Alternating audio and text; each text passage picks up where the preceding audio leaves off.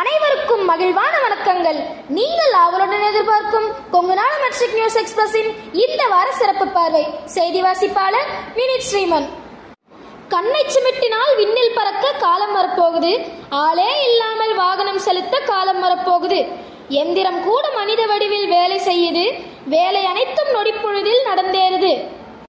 கத்தி இன்றி ரத்தமின்றி யுத்தம் ஒன்று வருகுது என்ற நாமக்கல் கவிஞரின் பாடல் வரிகளுக்கேற்ப அறிவியல் வளர்ச்சியில் உணர்வுமின்றி இயந்திரமாகவே வெகு வேகமாக அறிவியல் முன்னேறி வருகின்றது. அதுபோல வளர்ச்சிக்கேற்ற முன்னேற்றத்துடன் எம் கொங்குநாடு மாணவ மாணவிகளும் விஞ்ஞான மூளையுடன் பல்வேறு கண்டுபிடிப்புகளை உருவாக்கி அசத்தியுள்ளனர். ஆம், 5/3/2025 புதன்கிழமை அன்று எம் பள்ளி 3 முதல் 8ஆம் வகுப்பைச் சேர்ந்த மாணவ மாணவிகள் அறிவியல் கண்காட்சிக்கு தம் கைவண்ண திறனால் பிரம்மாண்டமான படைப்புகளை செய்து அசத்தினர். இச்சிறிய மூளைக்குள் இவ்வளவு திறமையா என்று கூறும் அளவிற்கு அத்துணை அறிவியல் சாதனங்களை செய்து அசத்தினர்.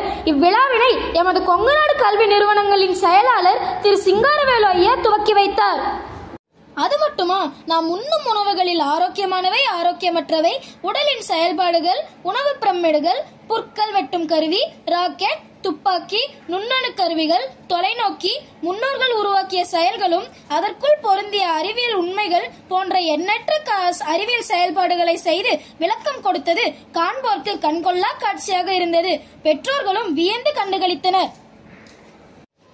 8/3/2025 சனிக்கிழமை அன்று எம் கொங்குநாடு மாணவ மாணவிகள் இன்ப சுற்றுலாவாக கேஜி முதல் 2ஆம் வகுப்பு வரை திருச்சியில் உள்ள NN பெட்ஸ் பார்க் எனப்படும் பறவைகள் பூங்காவிற்கு அழைத்து செல்லப்பட்டனர்.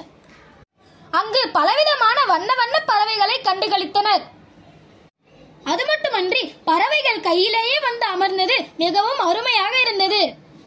முயல்கள், பாம்புகள் போன்ற பல்வேறு உயிரினங்கள் பார்க்க கண்கொள்ளா காட்சியாக இருந்தது. இப்பூங்கா 5 வகை நிலங்களை உணர்த்தும் விதமாக அமைந்துள்ளது.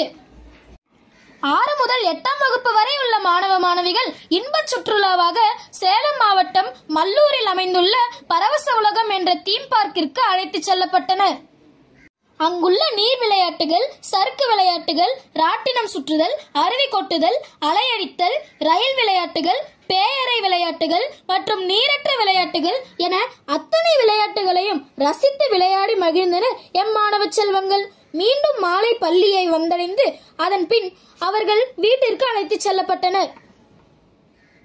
மேலும் எம் செய்திகளை அறிந்து கொள்ள தொடர்ந்து இணைந்திருங்கள் கொங்குநாடு மெட்ரிக் நியூஸ் எக்ஸ்பிரஸுடன். நன்றி, வணக்கம். வீடியோ பாருங்க, மறக்காம சப்ஸ்கிரைப் பண்ணுங்க.